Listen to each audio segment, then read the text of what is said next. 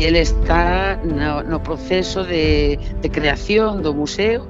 De feito, vai formar parte como vocal do seu primeiro patronato, un cargo que ademais, pese ao exilio dele, estuvo a súa vacante sin cubrir hasta o ano 1950 que faleceu o golpe de Estado de 36.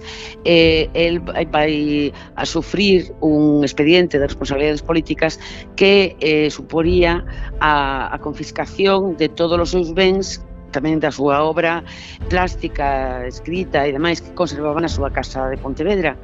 Eses materiais serían depositados no museo como un paso previo a súa poxa, non?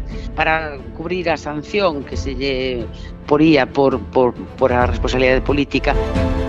Guardamos unha colección moi ampla, que pensar que sumamos moi preto de 2.000 obras plásticas, ademais da súa biblioteca personal, de manuscritos, de documentos, de xestos personais. Entón, bueno, está un pouco representado todos os campos da súa creación artística, literaria e tamén política. Sumamos moi preto de 2.000 obras plásticas, ademais da súa biblioteca personal, de manuscritos, de documentos, de xestos personais. Entón, bueno, está un pouco representado todos os campos da súa creación artística, literaria e tamén política.